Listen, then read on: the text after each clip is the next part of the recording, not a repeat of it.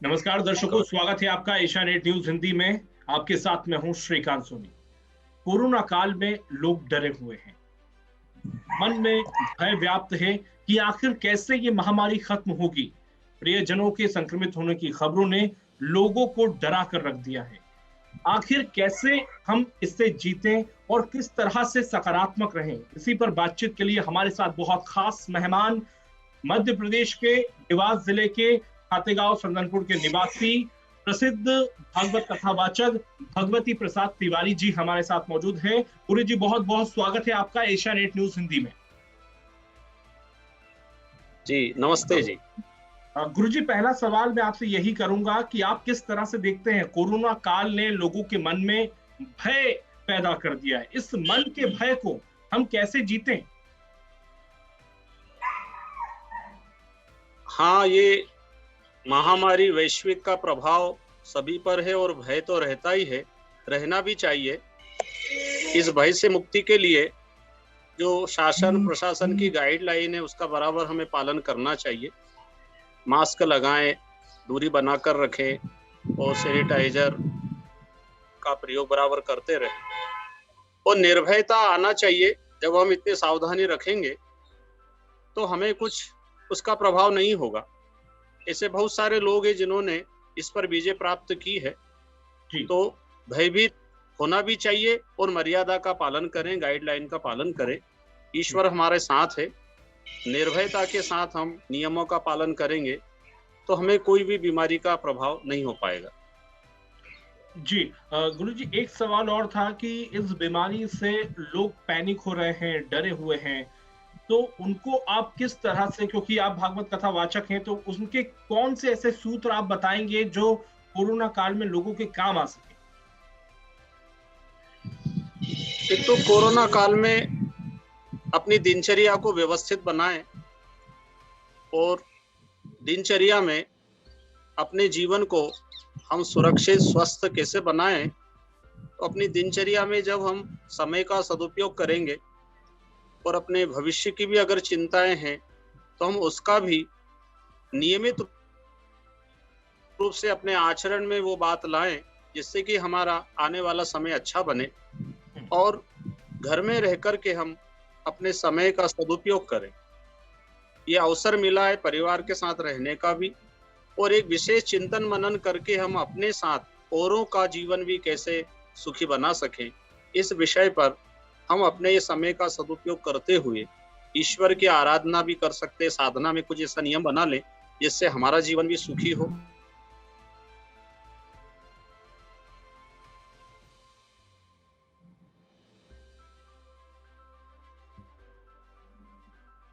और हमारे संपर्क में आए हम उनको वही जीवन सुखमय बना। जी गुरुजी, ये सवाल इसलिए भी किया था क्योंकि कई लोग ऐसे हैं जो पैनिक हो रहे हैं और अवसाद से ग्रसित हो रहे हैं, तो वो कैसे दूर हो, किस तरह से लाइफस्टाइल होनी चाहिए, क्या वो करें जिससे कि उनको डिप्रेशन ना हो? हाँ, ये चिंता का विषय है। तनाव की स्थिति में आज हर एक मनुष्य के भीतर भय भी बना हुआ है। वो थोड़ा धैर्य रखे और इस तनाव को दूर करने के लिए अपने समय का सदुपयोग करते हुए दिनचर्या में ईश्वर की आराधना को विशेष महत्व देवें और धैर्य पूर्वक बड़ी से बड़ी समस्या का भी हम समाधान ढूंढ सकते हैं। तो परिवार में भी कहीं कोई क्षति हुई है, अपनों को खोया है, बिल्कुल, और उसका दुख दर्द भी लोगों के जीवन पर होता है जी, उस दुख दर्द को बराबर दूर करने का कोई साधन तो है नहीं, अपनों को पाना बहुत मुश्किल है, लेकिन जो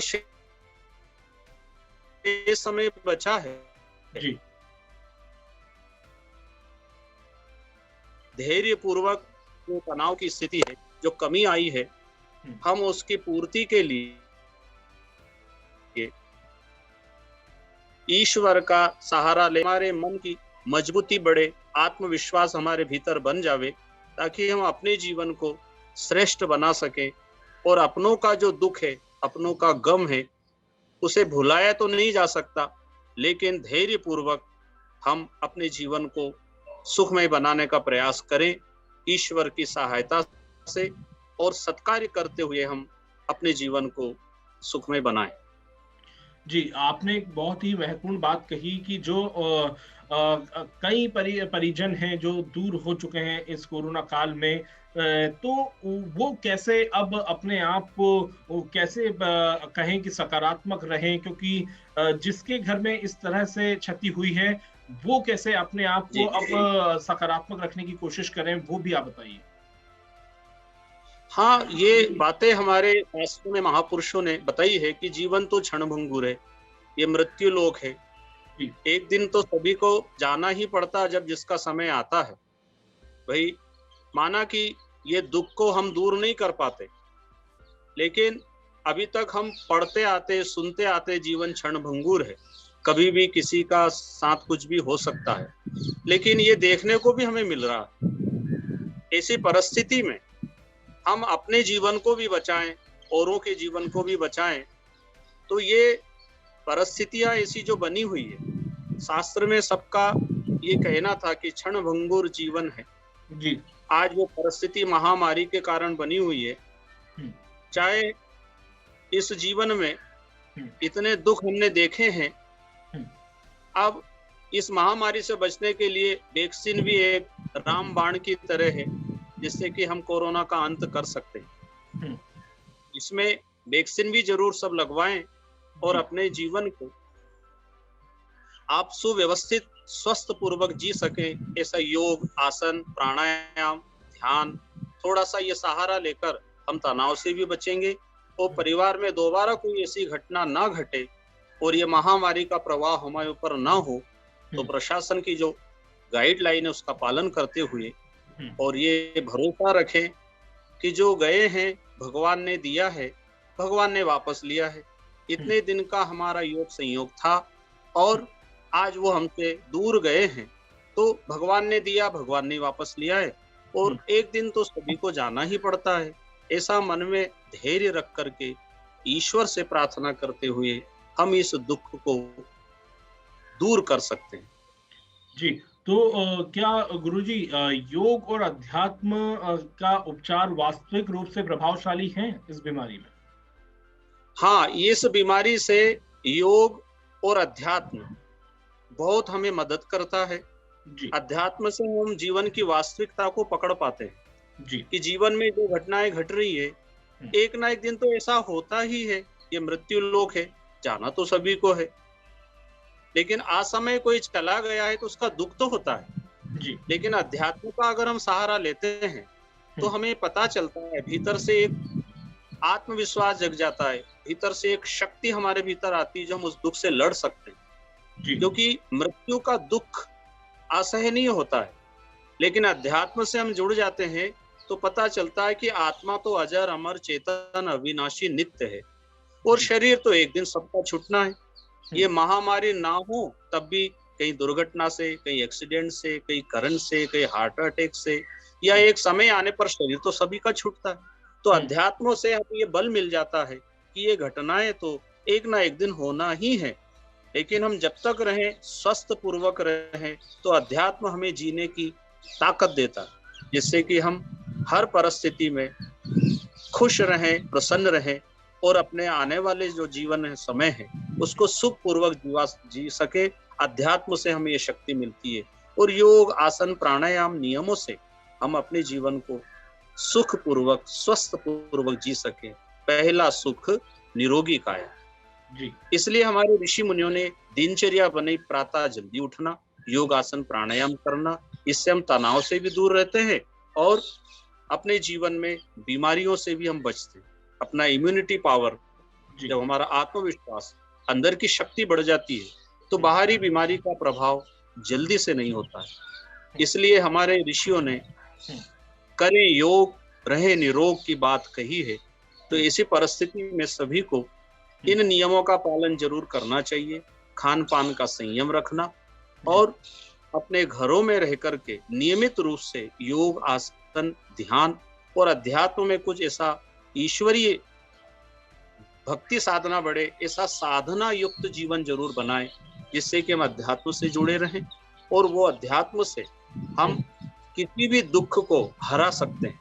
जी बिल्कुल, बहुत अहम आपने बात बोली कि इम्यूनिटी अगर हमारी स्ट्रांग होगी तो इस कोरोना से हमें बचने की बहुत शक्ति मिलेगी। गुरुजी, आखिरी सवाल हमारे दर्शकों के लिए को आप ये भी बताइए कि कैसे हम जीतें, किस तरह से स्ट्रांग रहें, क्या आप मैसेज हमारे दर्शकों को देना चाहते हैं?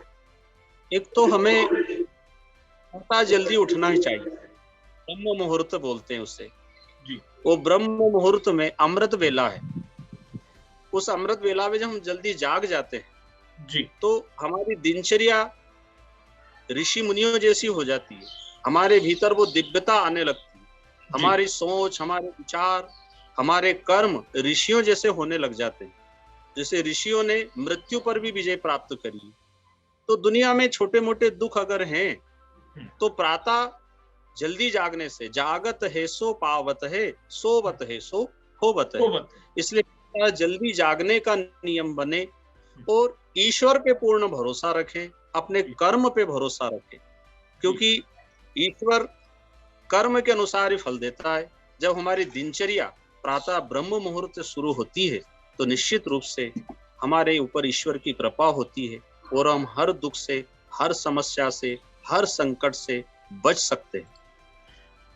जी बिल्कुल, तो ईश्वर पे भरोसा रखें और अपनी दिनचर्या, लाइफस्टाइल में बदलाव करें, खराब आदतों को छोड़ें, ये कहना है प्रसिद्ध भागवत कथा वाचक भगवती प्रसाद तिवारी जी का। बहुत धन्यवाद कि आपने एशियानेट न्यूज़ हिंदी के लिए वक्त निकाला। नमस्कार। नमस्ते।